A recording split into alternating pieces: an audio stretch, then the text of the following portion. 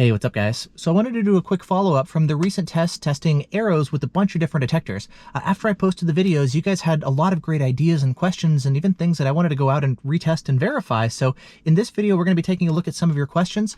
Plus, I also want to take a closer look at the impact of the tint here in my vehicle. I know you guys ask about the impacts of tint all the time, so let's talk about that as well.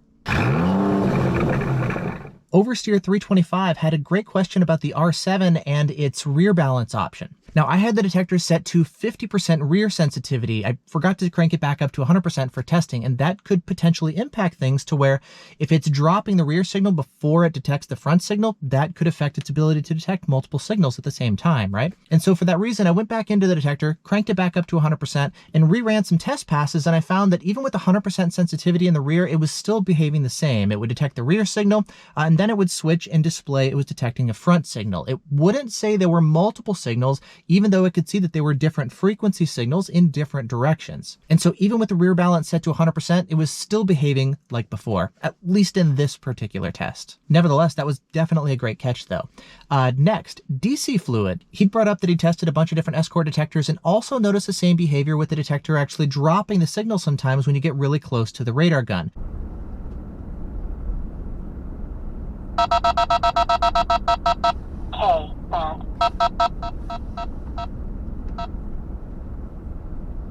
Fade right out. We're in the kill zone. It stops. Oh, now it comes back.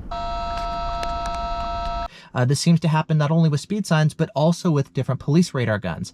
I had a couple of you guys also in the YouTube comments mention the same thing, seeing this with your detectors. Now, I wasn't totally sure if I'd seen it drop the signal altogether or if it was just a ramp up issue, so I'm great to see some confirmation and some additional data points and feedback from you guys as well, so I wanted to go ahead and share that as well. Next up, Variable Wave brought up a great question about the tint that I have here in my Audi.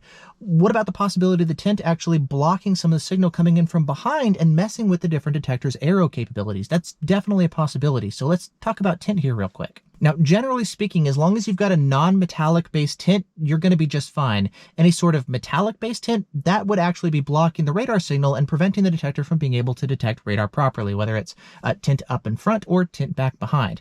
Typically, the question has to do with running a tint strip up at the top of the windshield and then mounting your radar detector directly behind it. So the idea there is as long as it's non-metallic tint, you're totally fine. Now, tint would of course affect laser sensitivity because if you're blocking some light, that's going to affect how much light the detector can pick up.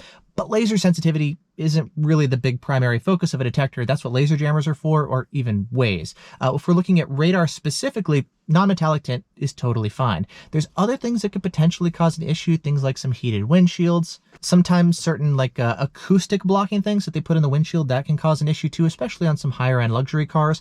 One of the easiest ways to tell is if you look at your windshield, sometimes there's going to be a little cutout on the windshield where you can mount things like a cell phone or maybe a toll pass or something, because the windshield is otherwise going to be blocking different radar signals, toll passes, GPS, cell phone, all that kind of stuff. And so they actually have little cutouts on the windshield specifically for that. But if you don't have a cutout like that and you don't notice anything, there's a really easy way to test. And well, let's actually go ahead and do that real quick. All right, now let's start by first testing out the front windshield. I don't have tint here on my windshield, but I do normally have my detector mounted up here by my rear view mirror.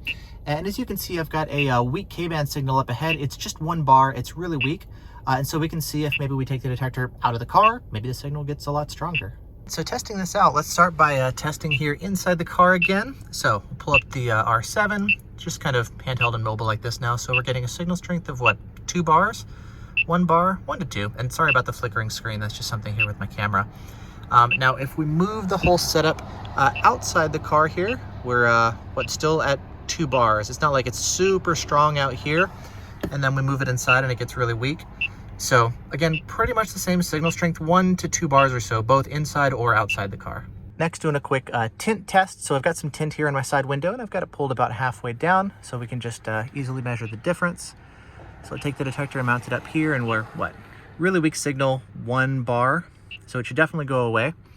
Behind here, and it doesn't. It keeps beeping, still 1 bar, weak signal. So it doesn't look like my tint here is going to be blocking the radar signal. It definitely would, and you would notice for sure.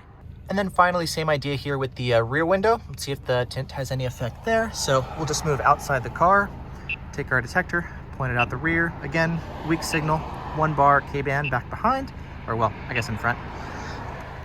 And then take the detector, mount it here. And again, 1 bar, 2 bars. It shouldn't be getting stronger. It's not technically a stronger signal. Maybe it's just me moving the detector a little bit. But as you can see, still weak. 1 bar signal. So yeah, it doesn't look like the tint is actually negatively impacting and blocking the signal. So that's definitely good to see. I hadn't tested it, but there we go.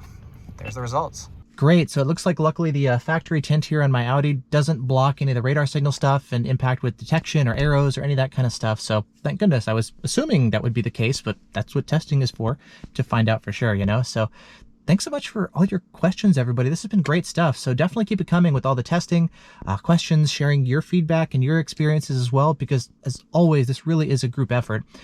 So getting as many data points and as many testers as possible and as many people with great ideas, that's what it's all about. And that's how we all learn. So awesome. Thanks again for watching. Hope you're all doing fantastic. And I'll see you in the next video.